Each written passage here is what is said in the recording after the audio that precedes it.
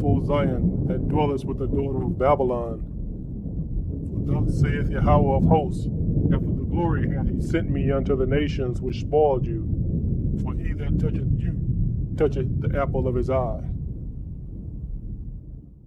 Shalom, brothers and sisters. I'm Brother Jonas, and the title of this video is Habakkuk's Prophecies Speak to Israel and Edom. The book of Abeka is a small book, but few people talk about it. When I was in the Christian church, I don't recall ever hearing about Habakkuk. Why was that? I think it's because they didn't know what his prophecies meant. I also think they didn't want those prophecies to raise more questions. They don't like answering questions. Like, who is Edom? When you are a fugitive and a vagabond hiding, you don't want to expose yourselves to others to your true identity. Habakkuk's prophecies are from the time of ancient Babylon times to modern day mystery Babylon the Great end times, which is America and all Edomite controlled nations. America is the head in the midst. See my video, Edom, the three-headed eagle, for better understanding. Also see 2 Ezra 11, verse 4 and verse 33 in the Apocrypha. We're going to cover all 3 chapters of Abeka and let his prophecies speak to Israel and Edom. Chapter 1. Habakkuk 1, verse 1. The burden which Habakkuk the prophet did see. This says what Habakkuk saw was a burden, and it was a burden because he didn't understand what he saw. He had no point of reference other than he saw Israelites and the other people that were involved in the vision. Verse 2. O Yahweh, how long shall I cry, and thou wilt not hear? Even cry out unto thee of violence, and thou wilt not save. So Habakkuk saw violence, and it troubled him, and he was seeing these things for a while before Yahweh spoke to him concerning the visions. Verse 3. Why dost thou show me iniquity? Habakkuk is asking a question to the Most High, and cause me to behold grievance, for spoiling and violence are before me, and there are that raise up strife and contention. Habakkuk is being made to see wickedness and grievances. Imagine if you would see visions of World War III every night and raping and pillaging, how that would weigh on you.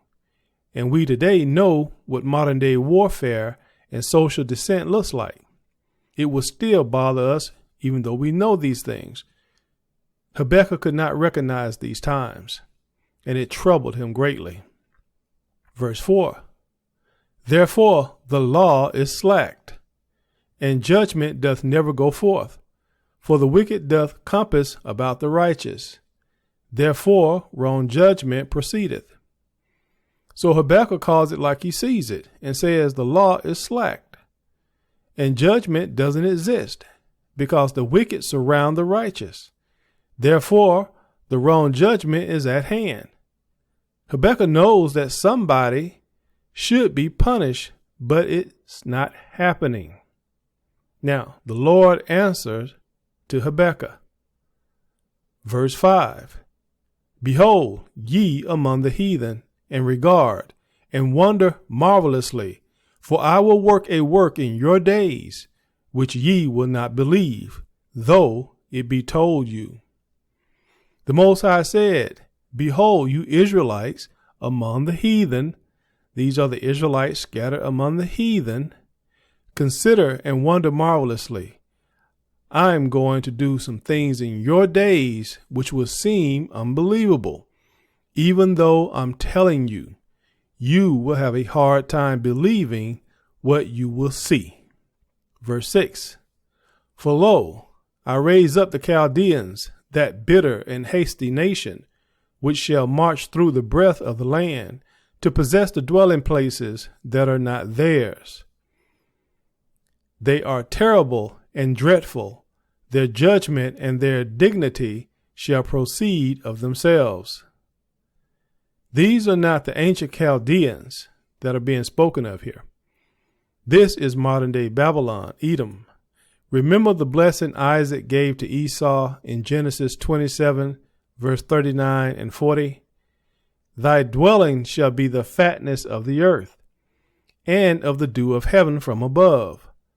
And by thy sword shalt thou live. This is how they obtain the dwelling places that are not theirs. Warfare. They take by force, deceit, and war. They are terrible and dreadful. Think about what they have taken and done throughout history. Verse 8. Their horses also are swifter than the leopards, and are more fierce than the evening wolves. And their horsemen shall spread themselves, and their horsemen shall come from far. They shall fly as the eagle that hasteth to eat. They shall fly as the eagle that hasteth to eat. This is a direct reference to let you know that this is talking about modern day Rome, which is Russia, the European Union, and America. This is also talking about directly the United States. This is why you must see my video, The Three-Headed Eagle. This isn't talking about real horses. One horse is not much faster than the other. This is talking about modern day technology, vehicles. They shall fly as the eagle that hasteth to eat. This is a reference to airplanes. Verse 9. They shall come all for violence. Their faces shall sup up as the east wind, and they shall gather the captivity as the sand. Edom shall come for violence to destroy Israelites. Israel is the captivity that they shall gather as the sand. This happens after Satan is cast down to the earth, after the great war in heaven with Michael. Verse 10. And they shall scoff at the kings, and the princesses shall be a scorn unto them. They shall deride every stronghold, for they shall heap up dust and take it. Then shall his mind change, and he shall pass over and offend, imputing this his power unto his God. This is talking about the false prophet. This is when the false prophet is ruling. Verse 12. Art thou not from everlasting, O Yahweh, my Elohim, my Holy One? We shall not die, O Yahweh. Thou hast ordained them for judgment, and, O mighty Elohim, thou hast established them for correction. Habakkuk seems a little concerned by what he has seen so far and asked a question. Are you not from everlasting, O Yahweh, my Elohim, my Holy One? We, or Israel, shall not die. You have ordained Edom for judgment, and, O mighty Elohim, you have established Edom for correction. Verse 13. Thou art of purer eyes than to behold evil, and canst not look on iniquity. Wherefore lookest thou upon them that deal treacherously, and holdest thy tongue when the wicked devoureth the man that is more righteous than he, and makest men as the fishes of the sea, as the creeping things that have no ruler over them. Now, to Habakkuk, it seems as though the Most High is letting Edom get away with a lot of evil and not punishing them for it. And it seems as though man has no ruler over them. This is what Habakkuk is seeing. Verse 5. They take up all of them with the angle. They catch them in their net and gather them in their drag. Therefore they rejoice and are glad. Edom are like fishermen and catch men with the angle or fishing rod, and with their nets and haul them all in their drag. And because they are doing that, controlling the Israelites, Edom rejoice and are glad. Verse 16. Therefore they sacrifice unto their net and burn incense unto their drag, because by them their portion is fat, and their meat plenteous. So Edom and the nations sacrifice to their net or false gods and burn incense, because by them their portion is fat. Israelites building their cities and their meat plenteous, Israelites raising their crops and livestock. So I hope you can see the correlation of what Habakkuk is seeing and how he's telling it to you. Verse 17, shall they therefore empty their net and not spare continually to slay the nations? Although the nations share in their evils against Israel with Edom, this is about Edom, because Edom controls them. Although all nations on the planet are our enemy, Edom is the top dog, or Satan's top chosen people that controls them. Now, chapter 2. Habakkuk 2, verse 1. I will stand upon my watch and set me upon the tower, and will watch to see what he will say unto me, and what I shall answer when I am reproved. Habakkuk is a watchman, as all of us Israelites are. We should all be watchmen. We are commanded to be watchmen. And he is waiting to see what the Most High will say to him. Verse 2. And Yahweh answered me and said, write the vision, and make it plain upon tables, that he may run that readeth it.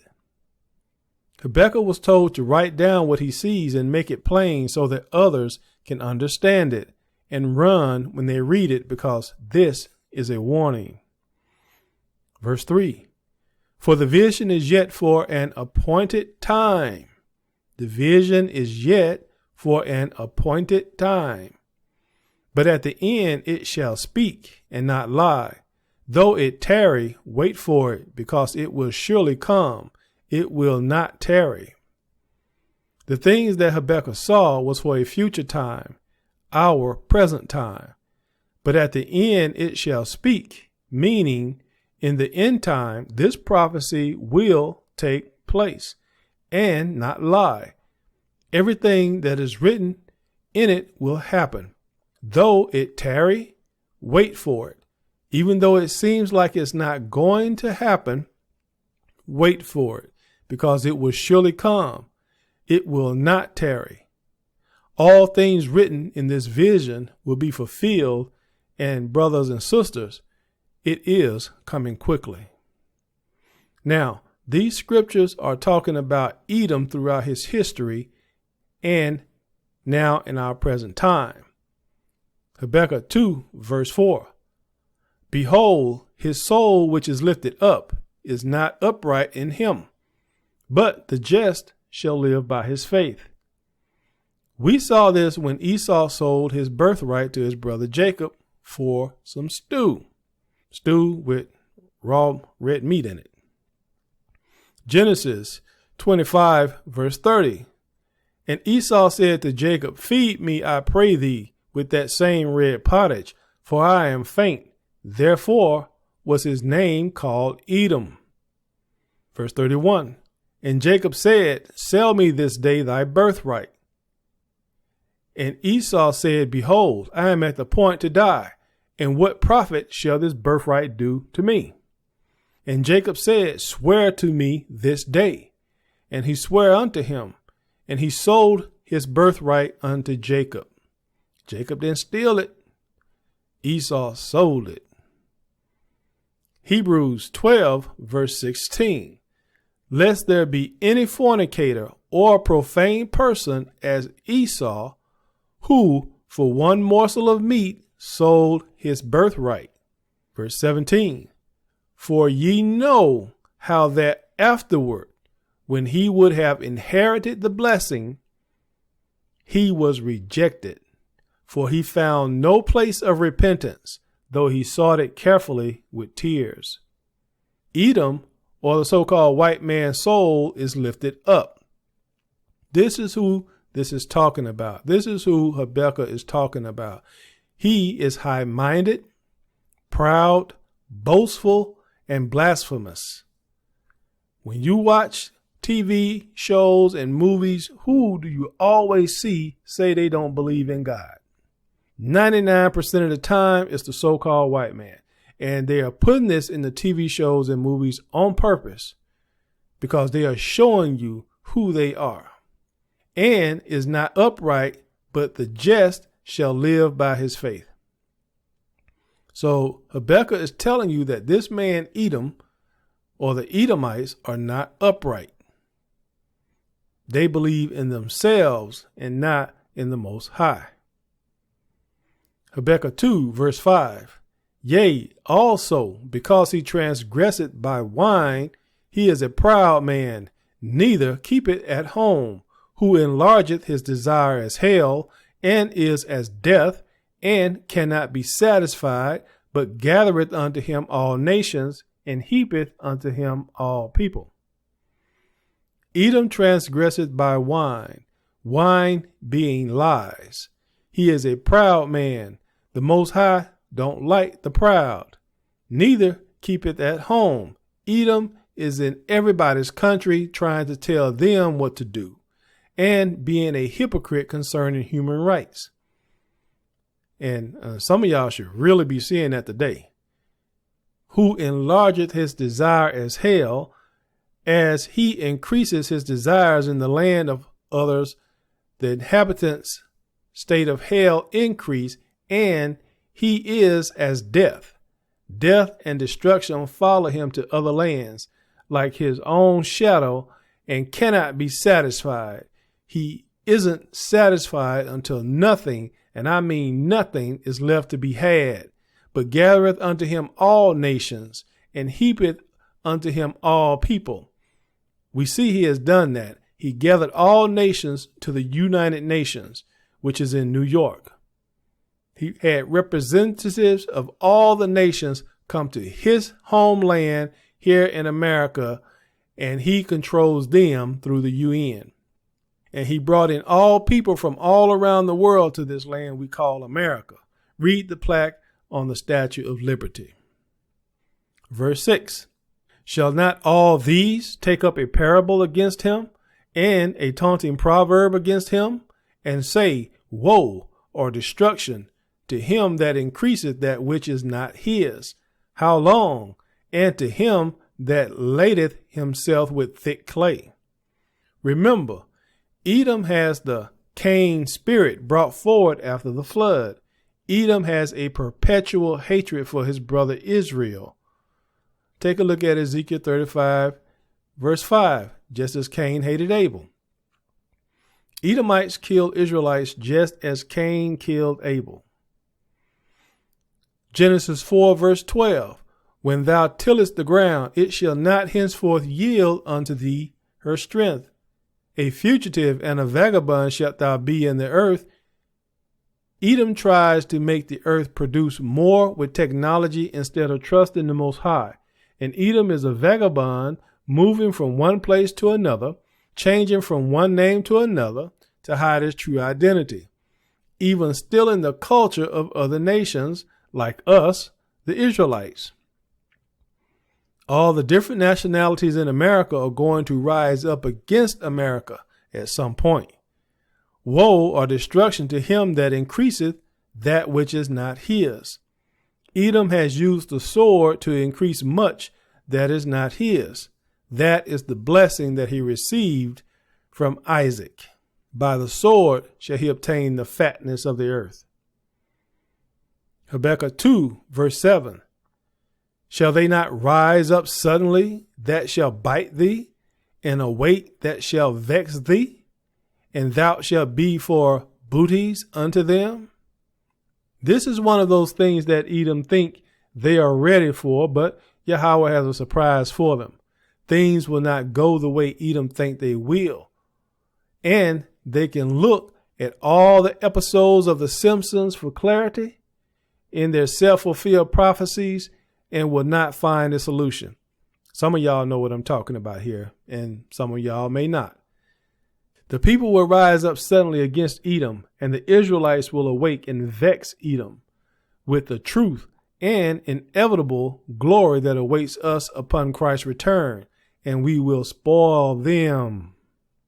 Verse 8, because thou hast spoiled many nations, all the remnant of the people shall spoil thee, because of men's blood, and for the violence of the land of the city, and of all that dwell therein. Edom is on top now because of the shedding of men's blood, and for the violence of the land of Israel, of the city, Jerusalem, and of all that dwell therein, meaning our ancestors. All the remnant of the people of Israel shall spoil Edom, and they will be on the very bottom, below all nations, even below the dust-eating, lice-picking Egyptians. Verse 9, woe or destruction to him that coveteth an evil covetousness to his house, that he may set his nest on high, that he may be delivered from the power of evil. Edom has coveted an evil covetousness to his house. He willfully chose to serve Satan back when they were in the Caucasus Mountains as Khazars.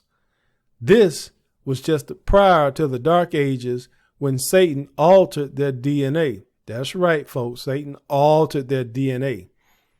They became what we call today blue bloods.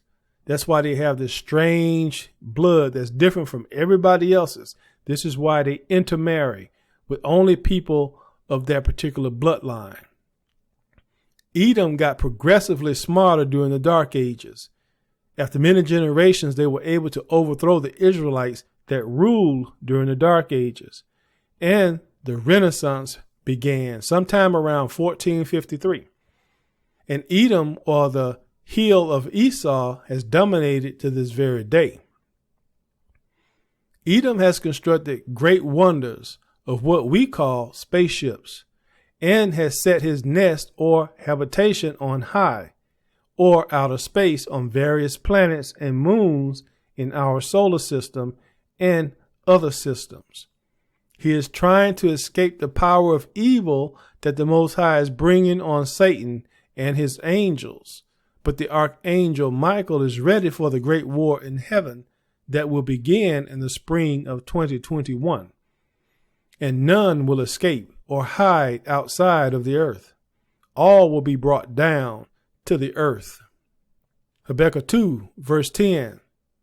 Thou hast consulted shame to thy house by cutting off many people, and hast sinned against thy soul. Edom has killed more people than any other nation because of their hatred of true Israel and for their love for blood and war. Verse 11. For the stone shall cry out of the wall, and the beam out of the timber shall answer it. Woe or destruction to him that buildeth a town with blood, and establish a city by iniquity. Woe or destruction to him, or Edom, that buildeth a town with blood, the blood of Israelites, and establish a city by wickedness. Our slavery built the world, especially the world of Edom. Verse 13, behold, is it not of Yahweh of hosts that the people shall labor in the very fire, and the people shall weary themselves for very vanity? It was not intended that we, the Israelites, should be slaves to the world, but we brought that on ourselves through our disobedience to the Most High. Habakkuk 2, verse 14, for the earth shall be filled with the knowledge of the glory of Yahweh as the waters cover the sea. When Christ and the Israelites rule the earth, the knowledge of the glory of Yahweh will be as plentiful as the waters in the oceans. Verse 15, woe or destruction unto him that giveth his neighbor drink, that puttest thy bottle to him, and makest him drunken also, that thou mayest look on their nakedness. This is a metaphor of Edom forcing Israel and other nations to get drunk off of their wine of lies, and then take advantage of them in their weakened state, claiming to be their friends. Verse 16, thou art filled with shameful glory. Drink thou also, and let thy foreskin be uncovered. The cup of Yahweh's right hand shall be turned unto thee, and shameful spewing shall be on thy glory. This is a metaphor of Edom having the tables turned on them. The cup of Yahweh's right hand shall be turned unto Edom, and shameful spewing shall be Edom's glory. Edom will reap what they have sowed, and their true wicked history will be recognized. Verse 17, for the violence of Lebanon shall cover thee, and the spoil of beasts, which made them afraid because of men's blood, and for the violence of the land, of the city, and of all that dwell therein.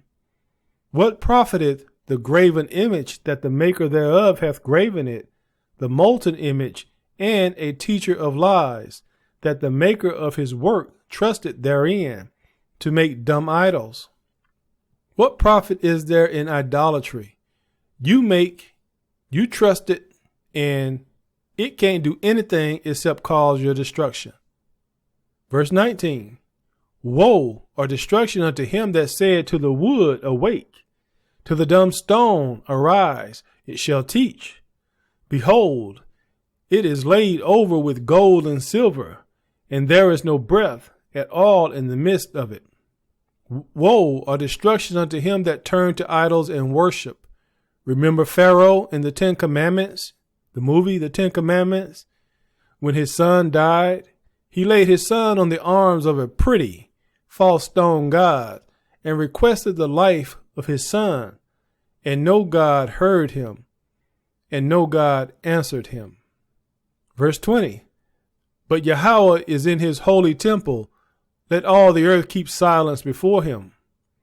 The one true Elohim Yahweh is in his holy temple, and all the earth should recognize him and keep silent. Chapter 3, Habakkuk 3, verse 1.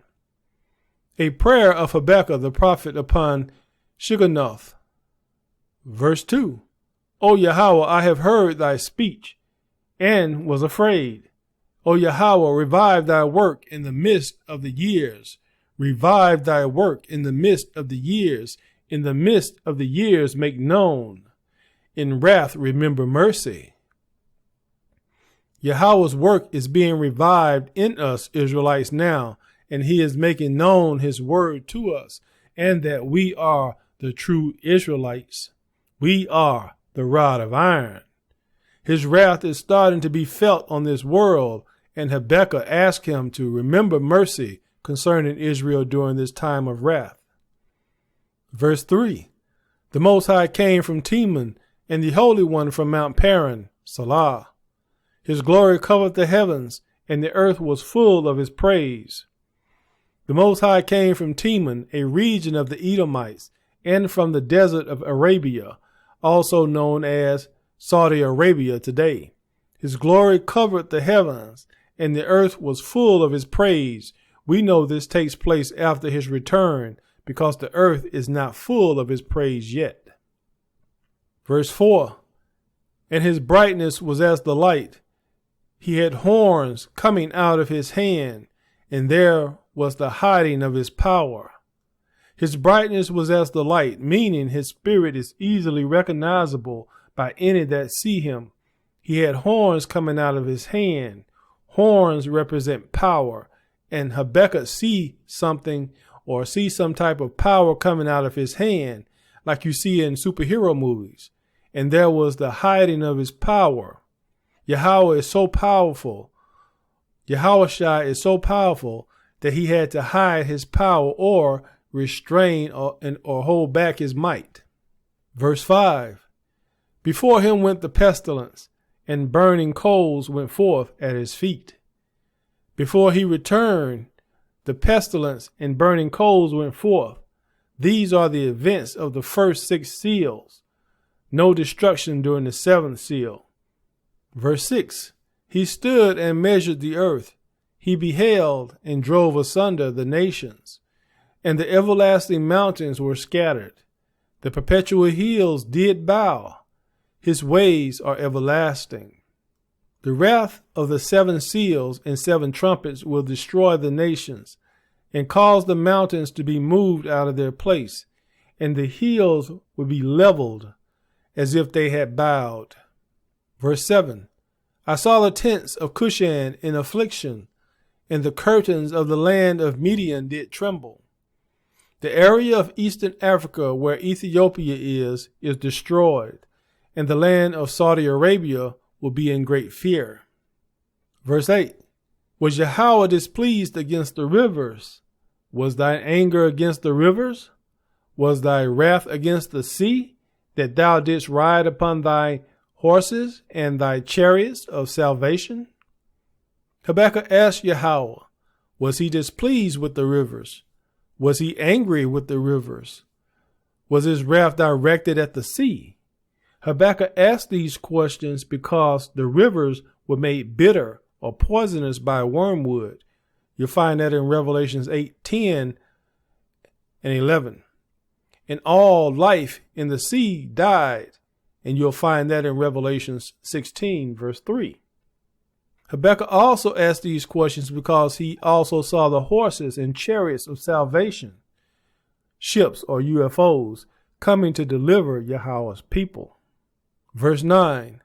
Thy bow was made quite naked according to the oaths of the tribes, even thy word, Salah. Thou didst cleave the earth with rivers. The bow here refers to Israel made naked according to the oaths of the tribes. We broke the oath of the covenant, or we were made naked by breaking those oaths. Zechariah 9:13 through 16 refers to us as a bow and arrow after Christ's return. Thou didst cleave the earth with rivers. New rivers will be formed as the earth go through the effects of Nemesis and Nibiru, which is the Most High's wrath. We are starting to see some slight effects of that now, but believe me when I tell you, brothers and sisters, it's going to get far worse than this. And you're going to see things happen, or maybe hear about things happening. Rivers flowing in different directions, new rivers forming from the earth cracking and such. There's no movie out there that can really hit it on the head. Habakkuk 3, verse 10. The mountains saw thee, and they trembled. The overflowing of the water passed by. The deep uttered his voice, and lifted up his hands on high. The overflowing of the water passed by. The deep uttered his voice, and lifted up his hands on high. This is talking about when the earth's rotation stopped and the crustal surface of the earth rolled over because of the gravitational forces of Nibiru. There will be a great tsunami or great tsunamis that will sweep over great portions of land around the world. You know, when an object is moving and the earth moves about 25,000 miles an hour, when that rotation stops, all the water that's in the oceans keep moving. It's called slosh. It's just like holding a glass, walking with a full glass of water, and you come to a sudden stop. That water in that glass keeps moving. Tsunamis. Verse 11. The sun and moon stood still in their habitation. At the light of thine arrows they went, and at the shining of thy glittering spear. The sun and the moon will appear to stand still in the sky when Nibiru grabbed the earth with its gravity. At the light of thine arrows they went refers to meteorites being seen, or meteors in the atmosphere being seen. Verse 12. Thou didst march through the land in indignation. Thou didst thresh the heathen in anger. This is the destruction of America. When the earth is made to stand still, meteors will light America up and burn her with the greatest meteorite impact show the earth has ever seen. This is going to be something spectacular, only if you're on the righteous side of the Most High. If you don't repent and turn to the Most High, it's going to be the scariest thing you ever seen. Verse 13. Thou wentest forth for the salvation of thy people. Thy wentest forth for the salvation of thy people. Not talking about everybody in the world. Thy people are talking about the Israelites, the chosen people of the Most High. Even for salvation with thine anointed, thou woundest the head out of the house of the wicked by discovering the foundation unto the neck. Salah. See my video, Edom, the three-headed eagle, for better understanding. Also see 2 Ezra 11, verse 4 and verse 33. These things are being done for the salvation of the Most High's people. Thou woundest the head. This is the head of the eagle in the midst of the eagle, out of the house of the wicked. The body of the eagle is the house of the wicked. It represents Edom. By discovering the foundation unto the neck, complete destruction for America. Again, see my video, Edom, the three-headed eagle, and see 2 Ezra 11, verse 4 and verse 33. Habakkuk 3, verse 14. Thou didst strike through with his staves the head of his villages. They came out as a whirlwind to scatter me. Their rejoicing was as to devour the poor secretly. The Most High used Edom's own weapons against them, and they came out quickly to round us up. This is after Satan is defeated in space by Michael and cast down to the earth, and after America's destruction. Their rejoicing was as to devour the poor secretly. This is referring to the mark of the beast. They are going to covertly or secretly spring this on the people. Many people will not recognize it when they see it. Verse 15. Thou didst walk through the sea with thine horses, through the heap of great waters. When I heard, my belly trembled, my lips quivered at the voice. Rottenness entered into my bones, and I trembled in myself, that I might rest in the day of trouble, that I might rest in the day of trouble. When he cometh up unto the people, he will invade them with his troops. Abeka is saying he wants to be at rest or dead in the day of trouble when he, Satan, cometh up unto the people and invade them with his troops. This is when the bottomless pit is opened. Verse 17. Although the fig tree shall not blossom, neither shall fruit be in the vines, the labor of the olive shall fail, and the fields shall yield no meat. The flock shall be cut off from the fold, and there shall be no herd in the stalls. Prior to Christ's return, food would be very scarce. From all the planetary destruction and radiation from nuclear war, all things would be in disarray. Verse 18, yet I will rejoice in Yahweh.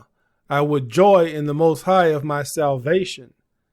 Habakkuk is saying, with all the destruction, he will still rejoice. And so will all the Israelites joy in the Most High of our salvation.